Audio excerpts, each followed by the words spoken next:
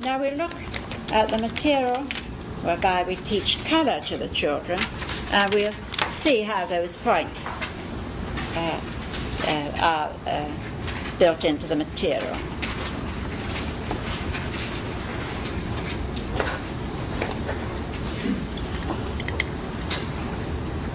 Now, when Dr. Montessori first began, she had the colour tablets wound in a very beautiful silk, because the most beautiful colours, different materials will dye differently, and silk does take the dyes with very much more beautiful colours than any other type of material. I think wool next. Wool dyes takes colour very beautifully if the vegetable dyes are being used. As the weavers in Scotland and so on get most beautiful shades when they use vegetable dyes. You get lovely shades of yellows running into oranges and browns using onion skins, for example. If you are using different mordants. A terrific number of shades can be got from gorse, which is a kind of plant that grows all over the Scottish hills. I have got a box wound with silks, which I will bring. I haven't got them here this morning. So I've only got the painted ones, which are not nearly so nice. But you see, you have this plain wooden tablet. You'll see it. So, and all the tablets are exactly alike except for the colour. And the first box, we're going to begin as simply as possible, remember? So the first piece of material will be really have only the three primary colours. And so we start with pairing, I said, and then go on to gradations. So we will have 2 tablets for each colour. 2 red, 2 blue, 2 yellow. Now the primary colours are the most different, very strongly contrasting. So the child will work with these first. Handling is very important. The hand really helps the mind to develop. You have to develop these very good hands. If you are to create with your hands later, you have to develop good hands by the time you're 5. That's 5, 6. That's a period for the perfection of movement. Just being given a certain time to perfect each characteristic. And so we are going to show the child how to hold them exactly. And the second reason for doing that is if he keeps putting his fingers on the colours, even if they're painted, and they have to be washed too often, then it's not good for the colour. But if they're the lovely silks, you see, then you don't want to wash the silk, except very rarely.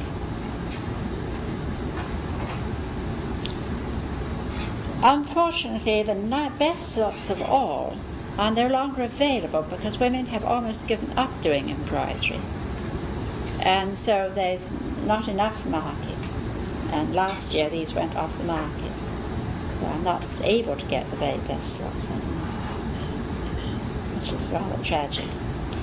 Now we begin by showing the child then how to hold them without putting his finger on the colour. And the bars at the top, at each end of the tablet, have to be long enough for him to be able to hold them between finger and thumb, you see, without putting his finger on the colour. So for the first lesson we would put the tablets in front of him, and then we would give him this careful lesson in how to hold. I can pick that one up without touching that lovely colour. See? See, I can pick this one up, and I don't touch that lovely colour.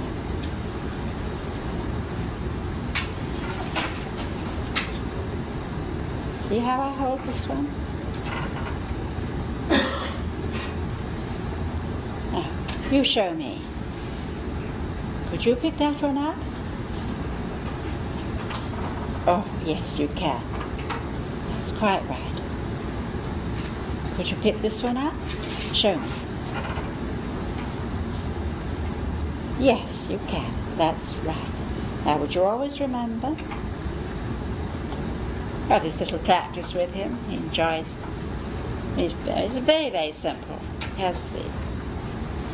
Now, when you've had that little practice in how you hold them, then you show him how to pair them.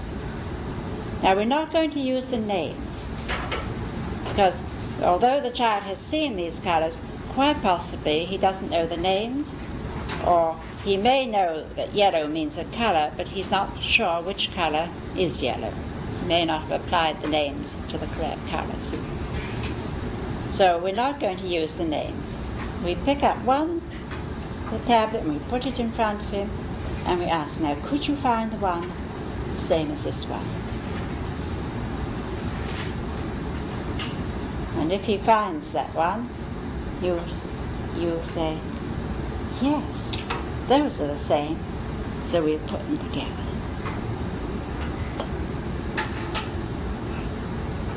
If he was to give you the wrong one, you wouldn't accept it.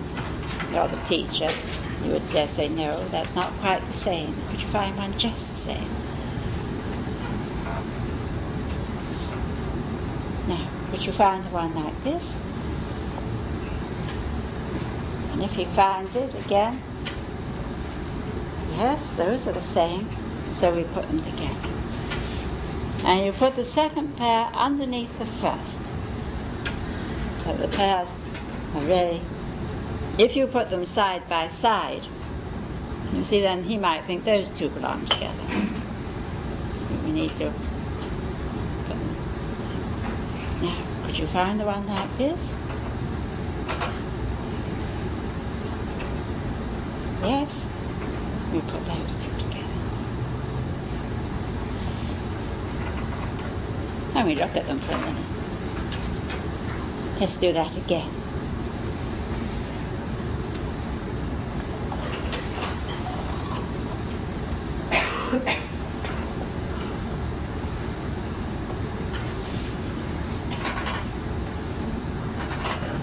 And repeat now. Find the one like this. And when he finds it for us, that's right, those are the same. Find the one like this? Yes? Could you put them together? Put them together here.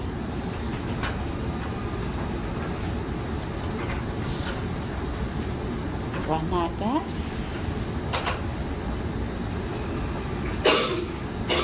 That's it. Put them together here.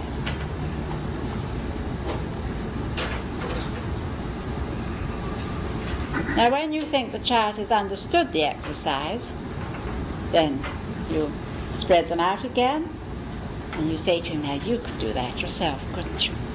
And you can leave him to work with them. He does also have to be shown how to return them to the box without quietly and without touching the color.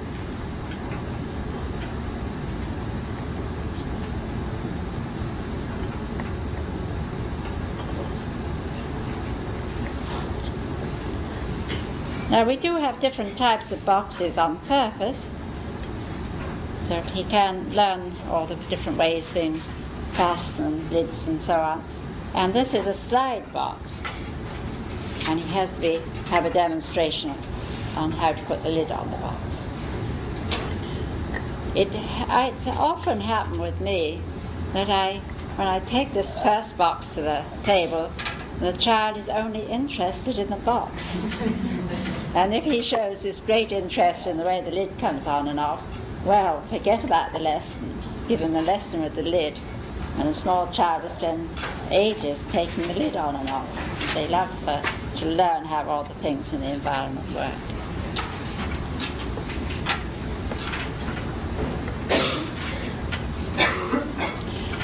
Well, now, the second box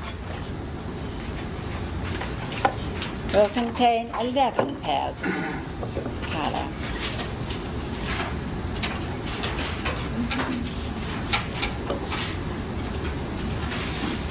It will contain the red, the yellow, the blue, the three primary colors which he's already had.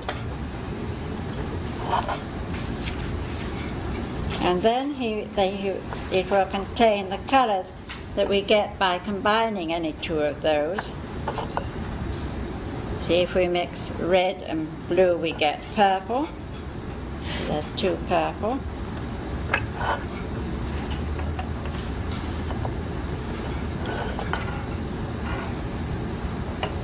If we mix blue and yellow, we get green. So we have two green. And if we mix red and yellow, we get orange.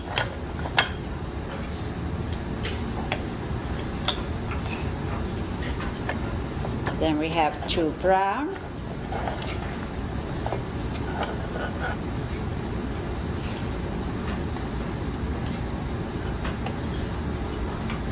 Two pink. Two gray.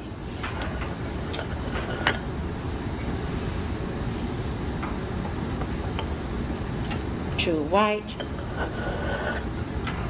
And two black.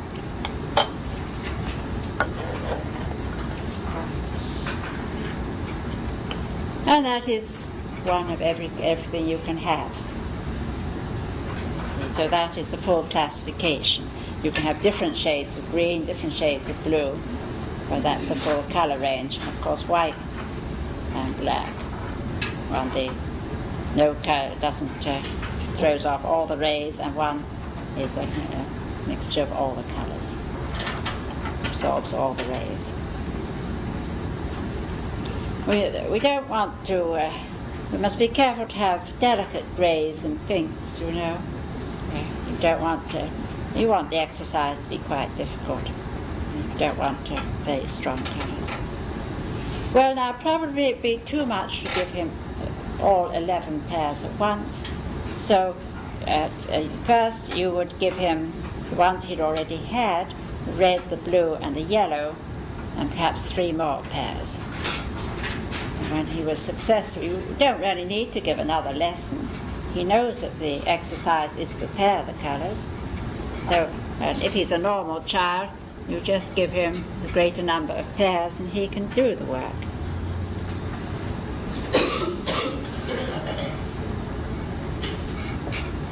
And when he's really had those for a time to practice with and is successful with those, then he could have the whole box.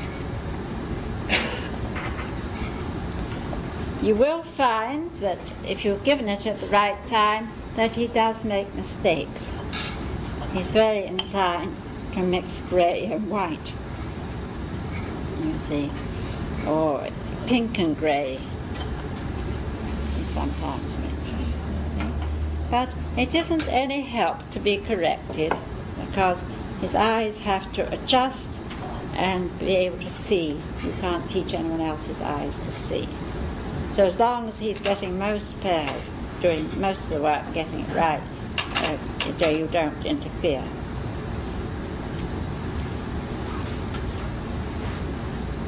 Now, colour blindness is really fairly rare. The commonest form, I've never had a colour-blind child in my class.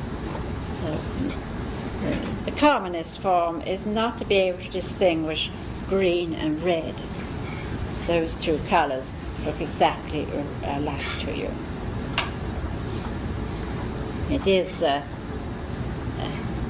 eye is not anything you can correct, because it is a defect in the eye itself. There are 2 or 3 theories still about why colour blindness and how we actually detect colour. But we do know it's a definite defect, and on the whole, it's a hereditary defect. It's a genetic hereditary, and it mainly affects men. They inherit through the female. The woman's father is colourblind, her son can be colourblind. But it's a recessive gene, and there's 2 colourblind people marry to a woman whose father was colorblind. She marries a colorblind man, then the gene comes back again, as it were. That's the commonest. There are other slight variations. Brown and green is the next commonest, I think. Very, very rare to be completely colorblind. I think something like 1 in a million. Very rare. There are slight degrees of it. Of course, some animals don't see in color. I think a cat, the cat family, I believe they don't see in color. And therefore they are very, very aware of movement.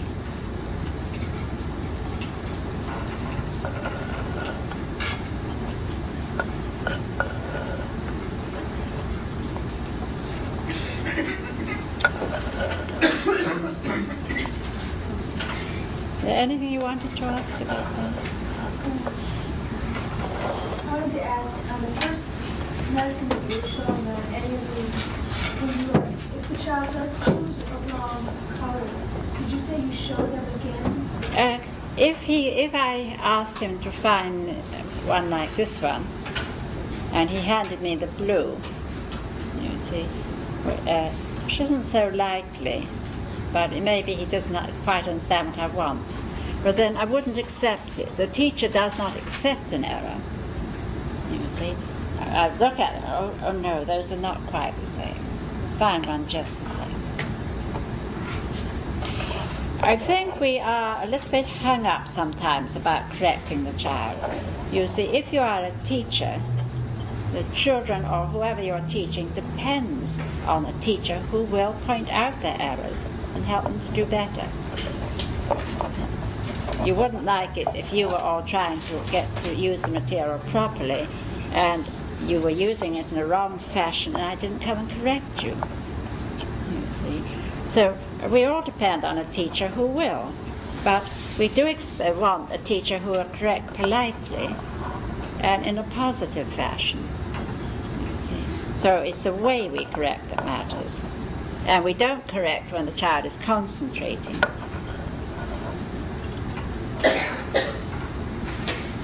And so on. So correcting at the right moment and correcting if it will be helpful, but if it won't be helpful, like if he's mixing pink and grey, it won't be helpful. You see, because he's not yet able to see the difference. So we leave that.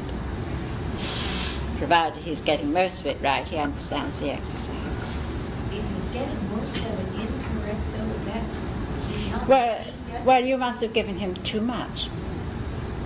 You see, he will be getting the first box right before you go on to any of the second. So maybe the next day you give him a box with slightly fewer pairs. But once he starts on the big box and he's concentrating, you just let him go until he's finished. You wouldn't go and interrupt him. No, never. And in fact, if he makes an error there, you leave him. It's when you're sitting with him. He's understood what he has to do. He's understood he has the pair. He's getting most of it right, so he does know what he should be doing. So it's not helpful to correct any mistakes there. When he confuses purple and blue, usually those two colors, they're pretty hard for them to see the difference. Some purples and blues, yes. Well, yeah, it's only if he goes on using the colour material, and he do like colour, he goes on using it, the more he practices with it, the better he's able to see colour. You see, because in all the sensorial development, there is this perfection of the ability to use that sense. There is the perfection of the sense. If you practice anything, you see, if you practice dancing, you can become a better dancer. You build up your muscles and everything. Well, you can, at this point, when children are developing through their senses, you can perfect the actual sense. He can get a better and better sense of touch. But it's okay for you to say they're different, they're not the same the first time? No, if you're not giving a lesson with the purple and blue, you're giving a lesson with the three primary colours. Those are the ones you give the lesson with. And they're very strongly contrasting. And I think any child could see the difference there, unless it was this 1 in a million, totally colourblind. But we do also realize that you do get better senses. And unless you use a sense, it can atrophy. We know, again, you see, when you get very primitive people who depend on their livelihood on one sense, then that sense becomes very highly developed. But perhaps there's another sense which they don't use, and that remains very blunted. So to have these well-developed senses is also, leads to greater intelligence. There's another reason for giving the sensorial materials. You see, the ear, the child has a good sense of hearing when he's born. He has to listen and take in language. The more he uses his ears, the more he's kept in a reasonably quiet environment. It's a peaceful environment without these raucous sounds, the better his ear will develop, and the better he will actually be able to hear. He'll be able to hear finer and finer sounds. If he's kept in a noisy environment, then that is disastrous, as he often is today, with the television going on all day or the transistor turned up to a very loud pitch. Then the one thing the mind cannot take is excessive noise. Then his nature actually makes him deafer, you see, so that he is not bombarded with all this noise. And it's quite serious today with our habits of turning transistors up so loudly.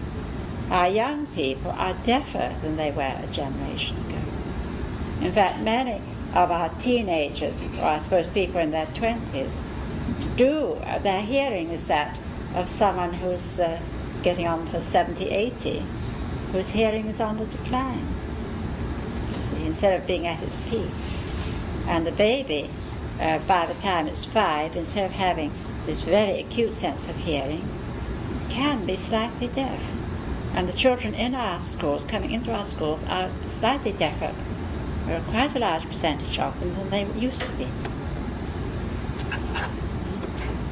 So the senses can be improved and developed, and you can get a finer and finer sense of hearing, or the opposite can happen.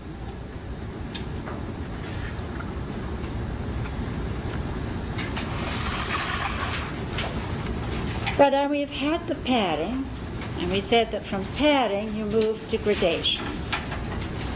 So now we have a partition box with a gradation of each color.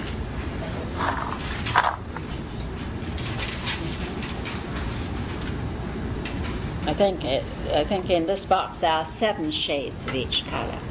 You see blue, yellow, green, purple shades down to mauve, orange.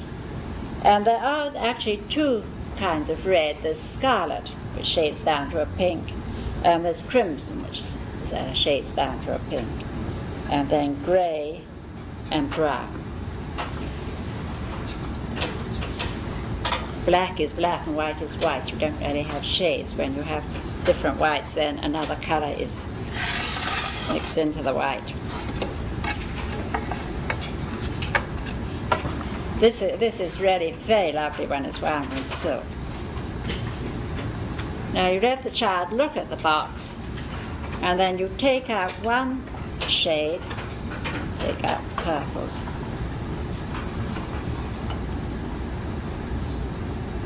You lay them out on the table.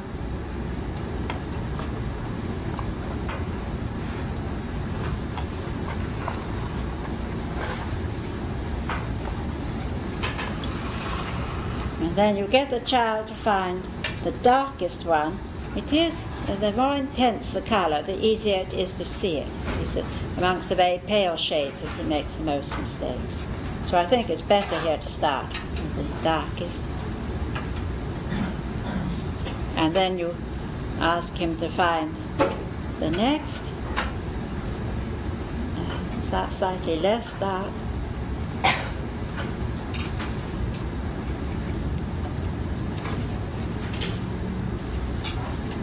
Next. And of course you're going to give a certain amount of help and you put the colors both side by side so that you get a ribbon of color. It's a little hard in artificial light. Now the shades are really very near each other. We want a very small difference between any two, because the smaller the difference, then the more he has to train his eye to see the difference. And so we have that ribbon of color going from dark to light. Then we could take out another set. We just grade one color at a time.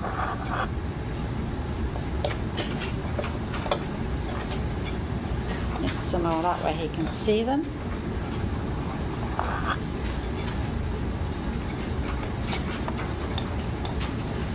And again, we're getting to find the darkest.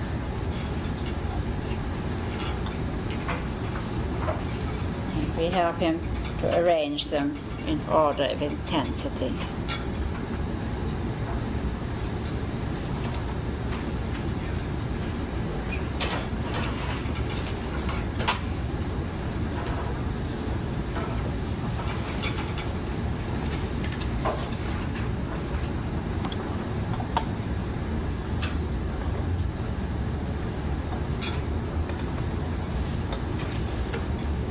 Again, we leave him to work with them. He's going to make many mistakes at first. It's a difficult exercise.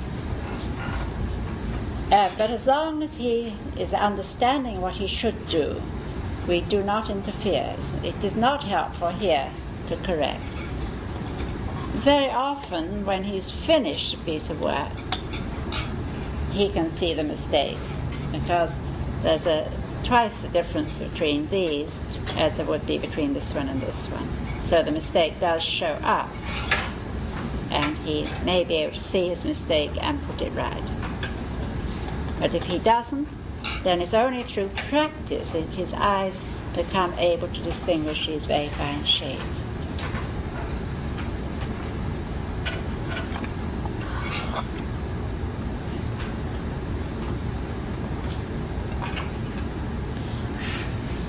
And he does become very conscious of colors, very observant of the environment.